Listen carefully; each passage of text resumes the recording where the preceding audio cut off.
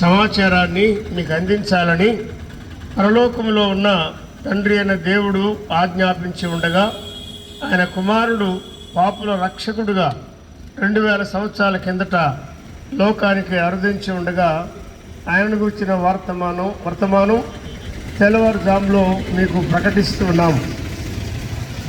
దేవుడు ఒక్కడే, దేవునికి నరులకు మధ్యవర్తి ఒక్కడే. ఆయన క్రీస్తు యేసు నరుడు. ఈయన అందరి కొరకు విమోచన క్రయధనంగా తను తానే సమర్పించుకున్నాడని బైబిల్ గ్రంథం, పరిశుద్ధ గ్రంథం సెలవిస్తున్నది. దేవుడు ఒక్కడే. ఈ లోకంలో ఎన్ని రకాల అభిప్రాయాలున్నా నిజమైన దేవుడు, జీవము గల దేవుడు, మహిమ గల దేవుడు, పరిశుద్ధుడైన దేవుడు, శ్రీమంతుడైన దేవుడు, సర్వజ్ఞాని, సర్వాధికారి, సర్వోపకారి, సర్వవ్యాపి, సర్వశక్తిమంతుడు, దేవాది దేవుడు ఒక్కడే. ఆ ఒక్కడే ఉన్న దేవుడు మానవులను ప్రేమించి దేవునికి మానవులకు మధ్యవర్తిగా 2000 సంవత్సరాల కిందట నరావతారిగా, సరిపోయిన రక్షకుడుగా, సరిపోయిన మధ్యవర్తిగా, దేవుడుగాను మానవుడుగాను, దైవ కుమారుడుగాను, మనుష్య కుమారుడుగాను యేసు క్రీస్తు అని పేరున్న లోకానికి ఆయన వచ్చాడు. కృప సత్య సంపూర్ణుడుగా ఆయన శరీరధారిగా ఈ లోకంలో జన్మించాడు, జీవించాడు. అందరూ స్త్రీ పురుషుల వలె పాపములో జన్మించిన వాడు కాడు. పాపం ఎరుగని వాడుగా, పాపం లేనివాడుగా, పుణ్యపురుషుడుగా ఆయన లోకానికి వచ్చాడు. ఆయన ఒక్కడే మనకు సరిపోయినవాడు. మన పాపాలు క్షమించడానికి సరిపోయినవాడు. పాపాలు క్షమించాలంటే రక్తము చిందించాలి. రక్తము చిందించకుండా పాపక్షమాపణ కలుగనేరదు. అందుకే పాపము లేనివాడుగా ఆయన లోకంలో కన్య ద్వారా జన్మించి, పరిశుద్ధాత్మ ద్వారా జన్మించి, పాపం ఎరుగని వాడుగా జీవించి, మన కోసం పాపముగా చేయబడి, పాపానికి రావాల్సిన శిక్ష యావత్తు ఆయన మాంసయుక్తమైన దేహమందు ఆయన అనుభవించాడు. సిలువేయబడ్డాడు, సమాధి చేయబడ్డాడు. 3వ దినాన ఆయన తిరిగి లేచాడు. ఆయన సమాధిలో ఉంటే చెప్పే పని లేదు, నమ్మే పని లేదు. ఆయన మృతిని గెలిచి 3వ రోజున సజీవుడుగా లేచి పరలోకానికి ఆరోహణమై వెళ్ళిపోయాడు. దేవునికి నరులకు సరిపోయిన మధ్యవర్తి ప్రభు అయిన యేసుక్రీస్తే. స్నేహితులారా, పాపంలో జన్మించాం అని అర్థమైందా? పాపంలో చనిపోతే భయంకరమైన అగ్నిగుండం, నిత్య వేదన ఉన్నది అని అర్థమైందా?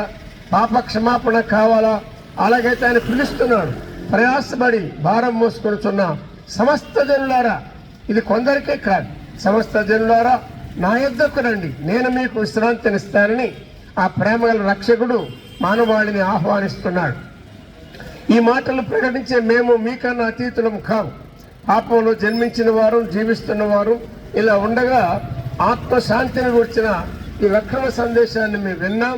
దేవుని ఆత్మ మమ్మల్ని ఒప్పించగా, నేను పాపిని, నన్ను క్షమించు, నన్ను కడుగు, నీ రక్తముతో నన్ను శుద్ధి చేయి, నీ రాజ్యానికి వారసునిగా చేయమని ప్రార్థన చేశామంతే. ప్రభువు మా పాపాలు క్షమించి మాకు నెమ్మది కలిగించాడు. భారతదేశంలో ఉన్న మా దేశీయ స్నేహితులారా, ఈ చక్కని సువార్త సందేశాన్ని ఆలకించండి, అంగీకరించండి. ప్రభువునందు విశ్వాసం ఉంచి అగ్నిగుండాన్ని తప్పించుకొని ఆనందకరమైన పరలోకానికి వారసులు కావాలని ప్రేమపూర్వకంగా మీకు మనవి చేస్తున్నాం. ఈ క్రిస్మస్ పండుగ దినాన లోకమంతట్లో పండుగలు, వేడుకలు జరుగుతూ ఉంటాయి. అయితే దేవుని వాక్యం వినాలని ఆశ గలవారు ఉంటే ఈ ఉదయకాలం 9 గంటలకు రాజారెడ్డి వీధి వెరాకా ప్రార్థనా మందిరం, దేవి సూపర్ మార్కెట్ ఎదురుగా వెరాకా ప్రార్థన మందిరంలో చేరి వచ్చి ప్రభువుని గురించిన పాటలు వినండి. ప్రభువుని గురించిన వర్తమానం ఆలకించి క్షేమం పొందాలని ప్రభువు నామమున మీకు మనవి చేస్తున్నాం. మీ కొరకు, మీ కుటుంబాల క్షేమం కొరకు, మీ పిల్లల కొరకు ప్రార్థన చేస్తుంటాం. 2 నిమిషాలు ప్రార్థన చేసి మేము ముందుకు సాగాలి. మాకు కొన్ని బాధ్యతలు ఉన్నవి. ప్రేమగల మా ప్రియ తండ్రి, మీ కుమారుడైన క్రీస్తు యేసును పాపుల రక్షకునిగా నియమించారు, పంపించారు, వధించారు, మృతుల్లోంచి లేపారు. గొప్ప రక్షణ సిద్ధపరచి ఉచితంగా మాకు అనుగ్రహించారు. దైవోగ్రత నుండి మమ్మల్ని తప్పించారు. మీకు స్తోత్రములు చెల్లిస్తున్నాం. డిసిసి బ్యాంక్ ఏరియాలో ఉదయకాలం ప్రకటించిన చిన్న వర్తమానం దీవించండి, ఫలింపచేయండి. ఈ సువార్త పనిలో సహాయపడుతున్నాం. సహోదరి సహోదరులందరికీ రావాల్సిన ఆత్మ సంబంధమైన దీవెన దయచేయమని మా ప్రభు అయిన క్రీస్తు యేసు నామమున స్తుతించి వేడుకొనుచున్నాం తండ్రి. ఆమేన్.